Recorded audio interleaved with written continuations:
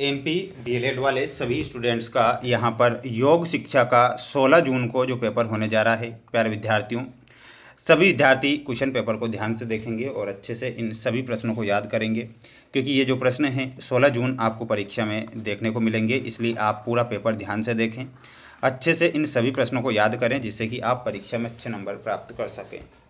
Channel पर जो बच्चे हमारे साथ आज नए जुड़े हैं, मेरे सभी प्यारे भैया बहन, वीडियो को लाइक कर चैनल को सब्सक्राइब जरूर करके रखें। आप सभी के लिए प्रयास और मेहनत लगातार मैं कर रहा हूं, जिससे कि आपकी परीक्षा में हेल्प हो सके। तो बिल्कुल सभी विद्यार्थियों को वीडियो को लाइक कर चैनल को सब्सक्राइब करके ही रखना है और पूरा पेपर देखना है। 25 नंबर का आपका पेपर आएगा और यहाँ पर ध्यान से एक भी क्वेश्चन छोड़कर नहीं आना है। सबसे पहले आप प्रश्न जो देख रहे हैं वो विकल्प वाले क्वेश्चन देखेंगे। क्वेश्चन नंबर फर्स्ट पूछा जाएगा कि योग का उद्देश्य क्या होता है। प्यारे विद्यार्थियों, योग का जो उद्देश्य होता है वह क्या होता है? शारीरिक विकास योग का उद्देश्य होता है, मानसिक विकास योग का उद्देश्य होता है और दुखों का उन्मूलन योग का उद्देश्य होता है।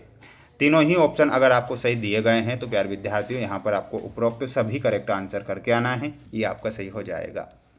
वहीं अगला क्वेश्चन आएगा, ध्यान से आप देखिएगा कि विश्व योगा दिवस कब मनाया जाता है। तो प्यारे विद्यार्थियों, विश्व योगा दिवस इसी महीने यानी कि 21 जून को विश्व योग दिवस के रूप में मनाया जाता है। तो यहाँ पर आपको 21 जून ध्यान रखना है। सभी स्टूडेंट्स, सभी मेरे प्यारे भैया बहन, वीडियो को लाइक कर चैनल को सब्सक्राइब जरूर करिएगा। आपके लिए प्रयास और मेहनत लगातार मैं कर रहा हूँ और आपके लिए आगे भी अगले वर्ष भी करता रहूँगा, ये मेरा आपसे वादा है। गीता के किस अध्याय में ध्यान की पद्धति का वर्णन है। प्यारे विद्यार्थियों, गीता के किस अध्याय में ध्यान की पद्धति का वर्णन है। तो यहाँ पर आपको ध्यान रखना है 6वें अध्याय में। क्या ध्यान रखना है? 6वां जो अध्याय है गीता के अध्याय में ध्यान का पद्धति का वर्णन होता है। तो यहाँ पर 6वां अध्याय लिख कर आना है। अगला क्वेश्चन आएगा कि योग का प्रभाव पड़ता है। तो योग का जो प्रभाव होता है रक्त संचार पर पड़ता है, त्वचा पर पड़ता है और श्वसन तंत्र पर भी पड़ता है। अगर तीनों ऑप्शन सही दिए हैं तो आपको उपरोक्त सभी करेक्ट आंसर के रूप में लिखना है। बढ़ेंगे हमारे अगले क्वेश्चन की ओर। अगला क्वेश्चन देखिएगा, ये रहा आपका अगला प्रश्न। शरीर की रचना एवं उसके विभिन्न अंगों के संबंध का अध्ययन किया जाता है। तो अध्ययन किसमें किया जाता है?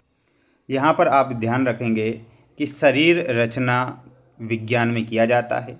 तो यहाँ पर आंसर हो जाएगा शरीर रचना विज्ञान। ठीक है, तो बिल्कुल आप क्या करें, इसका एक स्क्रीनशॉट यहाँ से ले सकते हैं।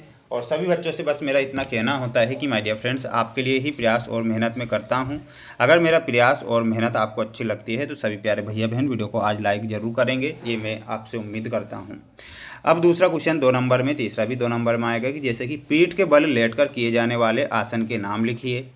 योग के कोई 4 उद्देश्य लिखिए। तो ध्यान से इनके आंसर आपको देखना है। देखिएगा क्वेश्चन और उनके आंसर आ चुके हैं कि पीठ के बल लेटकर किए जाने वाले आसन के नाम लिखिए कोई 4। तो अब देखिएगा, एक होता है शवासन, एक होता है सर्वांगासन, एक होता है हलासन और एक होता है सेतु बंधासन। तो ये आपको 4 आसन याद रखना है जो कि पीठ के बल लेटकर किया जाता है। ये आप करेक्ट करेंगे। वहीं तीसरा क्वेश्चन आएगा कि योग के कोई 4 उद्देश्य लिखिए। तो योग के जो 4 उद्देश्य हैं वो आपकी स्क्रीन के सामने आप देख पा रहे हैं। योग के 4 उद्देश्य कौन कौन से होते हैं? एक होता है शारीरिक स्वास्थ्य, मानसिक शांति, आध्यात्मिक विकास और अनुशासन। तो इसका भी आप क्या कर लीजिएगा, स्क्रीनशॉट ले लीजिएगा और पूरा आपको लिख कर आना है, याद करके भी आपको जाना रहेगा। अब हम बढ़ेंगे हमारे अगले क्वेश्चन की ओर। अगला क्वेश्चन देखिएगा, ये आपका अगला क्वेश्चन है। ध्यान के प्रकार लिखिए कोई 4।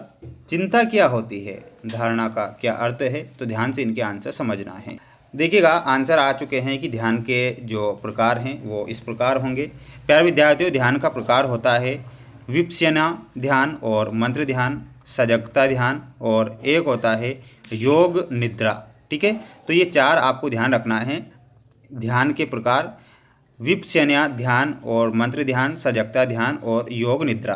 तो आप इसका एक स्क्रीनशॉट यहाँ से ले लीजिएगा। चिंता क्या होती है? चिंता से चतुराई घटे, दुख से घटे शरीर। तो चिंता नहीं करना है।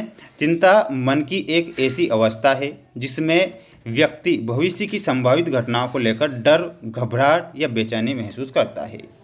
यह शरीर की तनाव के प्रति एक स्वाभाविक प्रतिक्रिया है, लेकिन जब यह अत्यधिक और निरंतर हो जाती है तो यह दैनिक जीवन को प्रभावित करने लगती है। इसलिए कभी जीवन में चिंता नहीं करना है कि आप पास होंगे कि नहीं होंगे। धारणा का अर्थ क्या होता है, तो धारणा का अर्थ देखना है। अष्टांग योग में धारणा का अर्थ है एकाग्रता। इसका तात्पर्य मन को किसी एक विशेष वस्तु, विचार या बिंदु पर स्थिर करना है। यह ध्यान की पूर्व अवस्था है जहाँ चित्त को एक स्थान पर बांधने का प्रयास किया जाता है। तो ये धारणा के बारे में आपको लिख कर आना है, स्क्रीनशॉट आपको लेना ही है। माय डियर फ्रेंड्स, अब देखिएगा अगला क्वेश्चन आपकी स्क्रीन के सामने जो देख रहे हैं। अष्टांग योग क्या है समझाइए। प्रेक्षा ध्यान के कोई 4 लाभ लिखिए। विपश्यना ध्यान के कोई 4 सिद्धांत लिखिए। ठीक है, इनका आप एक स्क्रीनशॉट ले लो इन क्वेश्चन का। और अगला क्वेश्चन रहेगा आपका कि सम स्थिति एवं दबाव क्या है, वर्णन करना है। योग के रक्त प्रभावों का वर्णन कीजिए। तो इनका भी आप स्क्रीनशॉट ले लीजिएगा। और इसके बाद में जो ये आपका अगला जो सेट पेपर होगा प्यारे विद्यार्थियों, मैं आप सभी प्यारे भैया बहनों को बताऊंगा। तो जितने भी बच्चे वीडियो को देख रहे हैं सभी बच्चों से कहना है कि चैनल को सब्सक्राइब जरूर करके रखें।